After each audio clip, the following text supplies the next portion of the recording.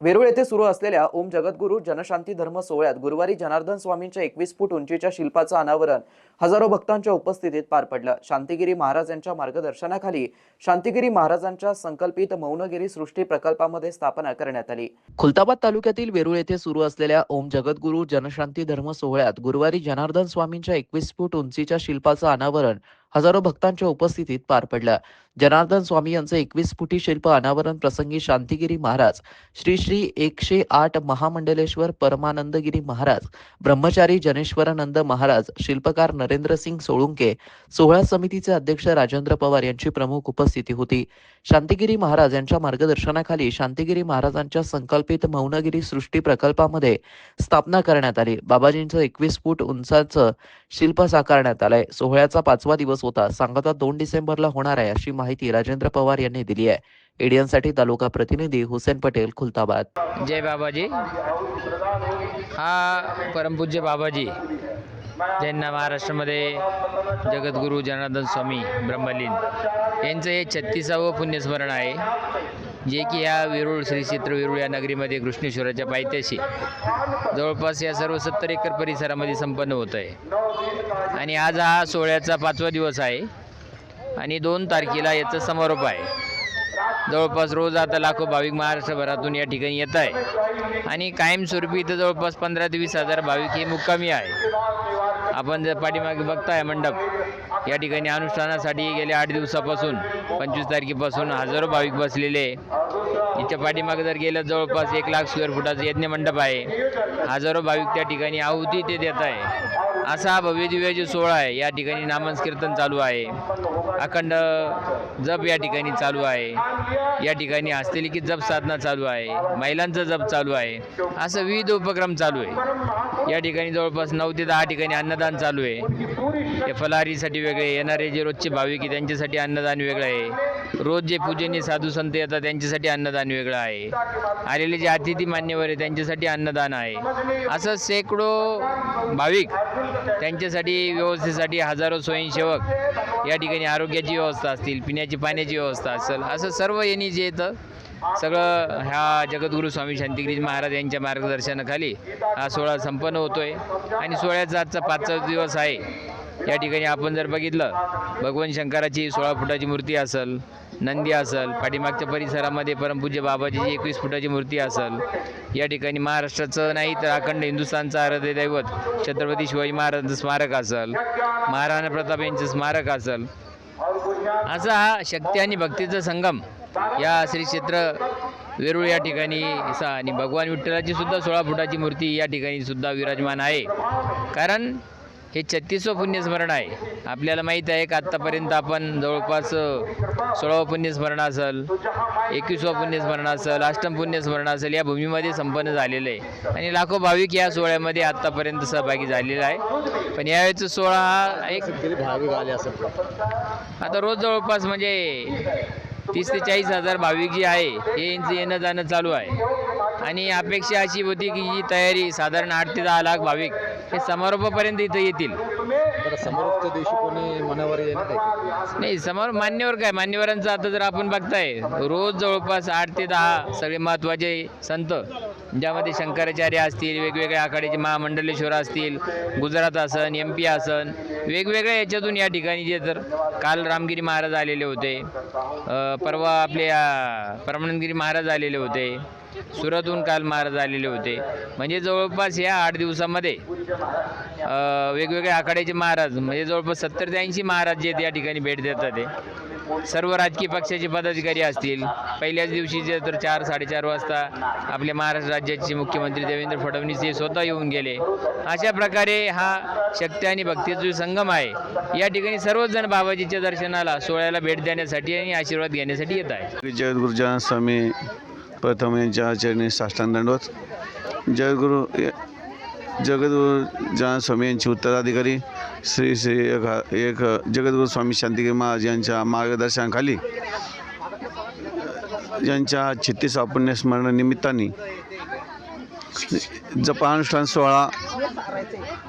सोहळा त्या चालू आहे आणि 751 कुंडी यज्ञ स्वाकार आहे आणि 751 कुंडी यज्ञ स्वाकार आहे। त्याचप्रमाणे अखंड ज्ञानदीप आहे आणि श्रमदान यज्ञ श्रमदान आहे आणि अजून भागवत पारायण चालू आहे आणि या ठिकाणी हा यज्ञ मन इच्छे हा यज्ञ किती दिवस चालणार आहे? हा यज्ञ पहिलं 3 दिवसाचा यज्ञ झाला. हा यज्ञ आता उद्यापासून 30 तारखेपासून तर 2 तारखेपर्यंत चालणार आहे आणि हा यज्ञासाठी हजारो लोक या ठिकाणी यज्ञ पूजेला बसणार आहे आणि याच्या या यज्ञासाठी कोणत्या जिल्ह्यातून जळगाव जिल्ह्यातून, संभाजीनगर जिल्हा, नाशिक जिल्हा आणि पुणे जिल्ह्यातून काही धुळे जिल्ह्यातून आले भाविक भक्त आहे जोडपे आणि अशा किती भाविक जोडपे आले असत? जवळजवळ 2,000 ते 2,500 जोडपे या ठिकाणी यज्ञपूजेला बसतात.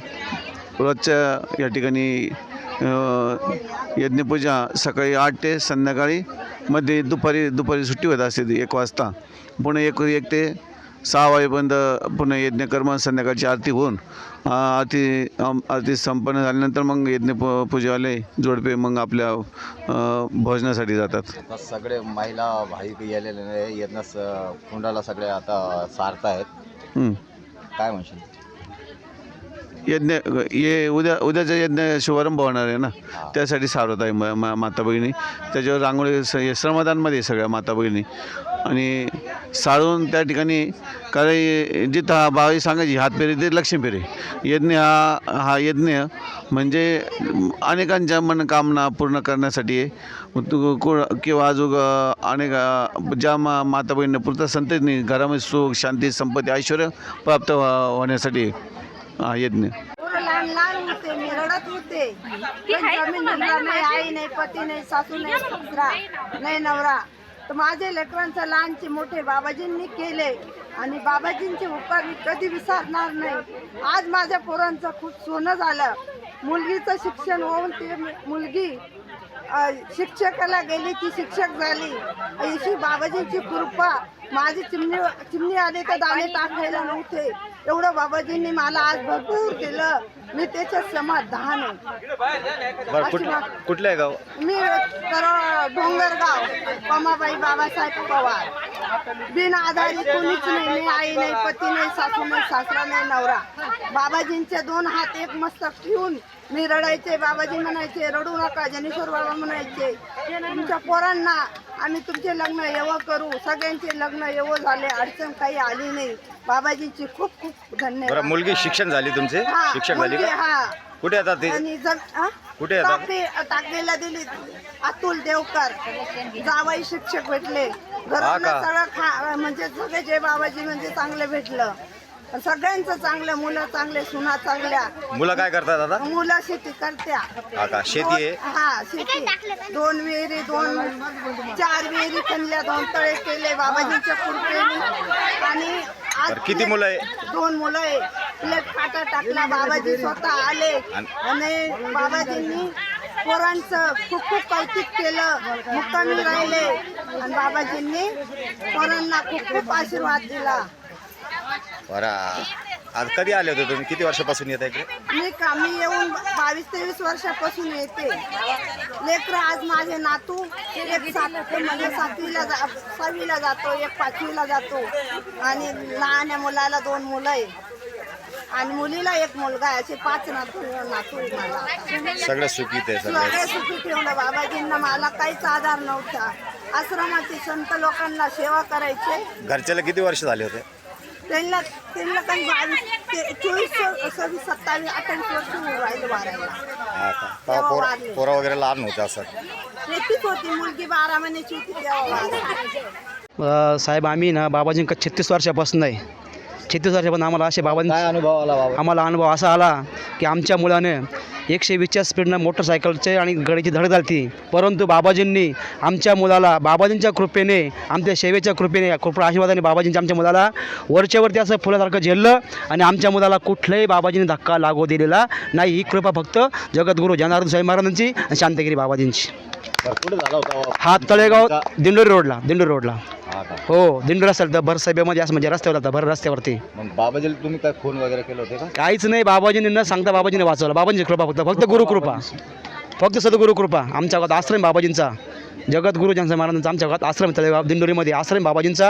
आणि त्या बाबांच्या कृपेने आमचा मुलगा कुठल्याही काही न लागता, कुठलीही मोडतोड न होता, कुठला एक रुपयाचा खर्च न होता सही सलामत वाचला. एवढी श्रद्धा आमच्या बाबांच्या चरणावरती आहे. आणि बाबाजी पूर्ण परिवाराचा चांगल्यापैकी जवळून बाबाजी त्यांचा सांभाळ करतात. कोणाला काय आहे, कोणाला काय नाही, कोणाला काय संकट. आम्हाला संकट कधी माहिती नाही, आम्हाला कधी गोळी माहिती नाही, कधी आम्हाला औषध माहिती नाही, कधी दवाखाना माहिती नाही. ही फक्त आमच्या जनार्दन बाबाजींची कृपा, खूप मोठी कृपा. चिंता क्षणाला संजय शंकर तांबडे.